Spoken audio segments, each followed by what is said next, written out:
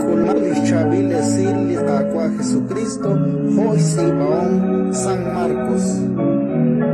Que kulakuchi Jerusalén, unakyochi begle Jesús arrochotli Dios, ishbenile bachtij, eblachzi, uteblichi kelquin, que kulakriki, ukeshkirre.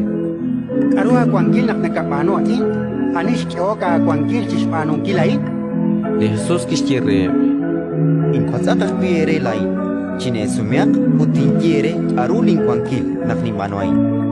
Ishkubihala Juan, maredi chosha, malakreeb likuin, sumeo makin. Eba anke ok chishkoshlan kesa shule. Bit kache nak reli chosha, dische, kaput naking ase pa, apan. Mata kache nak jalreeb likuin. Nekeshukwa roebli tenamit, shpanakla Juan, aan sakal propet, chiruya chishkunil. Okana que sumele Jesús. Inkana kanaw. Tohona que Jesús kishkirre. Hokana kilay, inkanin quiere, karulin kuankil naknin panuahin.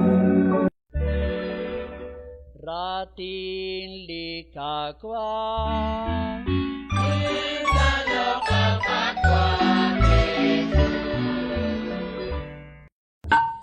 Thank you.